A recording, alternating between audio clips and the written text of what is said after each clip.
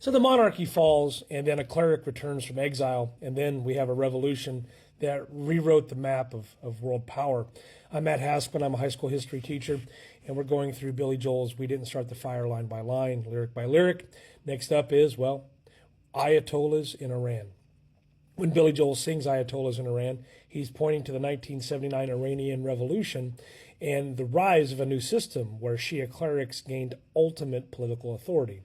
And if you start with the fall, through the 1960s and 70s, Shah Mohammad Reza Pahlavi pushed rapid modernization.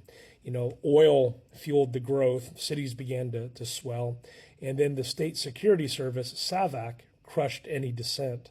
Many Iranians saw the monarchy as authoritarian and unequal and too closely tied to the United States. So opposition grew across, unlikely allies. So you have secular liberals, leftists, you have the bazaar merchants, the religious networks, students, clerics, all of them. Then we have the return. In 1979, it was January, the Shah left Iran for medical reasons, and as protests and strikes were starting to paralyze the country. On February 1st of 79, Ayatollah Ruhollah Khomeini returned from exile to these enormous crowds of well-wishers. Within days, the monarchy there collapsed. Revolutionary committees and neighborhood militias took shape while a provisional government tried to steer the transition. The new order took on an institutional form. There was a referendum that created an Islamic republic. A new constitution established Velayat Faqih, or guardianship of the jurist, placing a supreme leader over the elected bodies. The Revolutionary Guard formed as a parallel force alongside the regular army. Courts began to purge royal officials.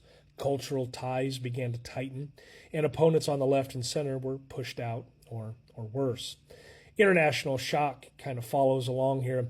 In November of 79, after the Shah was admitted to the United States for medical care, radical students seized the U.S. Embassy in Tehran and held American hostages for 444 days.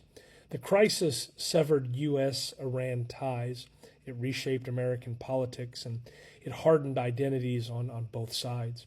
Soon after this, Iraq invaded Iran in 1980, launching an 8-year war that killed hundreds of thousands and entrenched the revolutionary state under siege conditions. So why does this particular line land in the song? Because, well, it's largely due, Ayatollahs in Iran marks an important hinge where a U.S.-aligned monarchy became a theocratic republic with a different logic of legitimacy. The revolution inspired Islamists everywhere. It alarmed monarchies in the area and reordered alliances in the Middle East.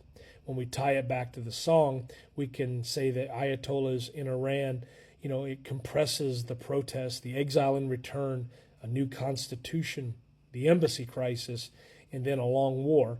All of these headlines that made Iran central to the evening news through 1979, all the way into 1981. The reason why it matters, well, this moment explains how religion, populist energy, and anti-imperial anger can build, well, a durable state. It also shows how revolutions mix coalition hopes with a single dominant framework once the power is settled. If you enjoyed this particular episode, I'm happy that you did. We're going to continue along here. We just finished Ayatollahs in Iran, and so next up is Russians in Afghanistan. Thanks for watching.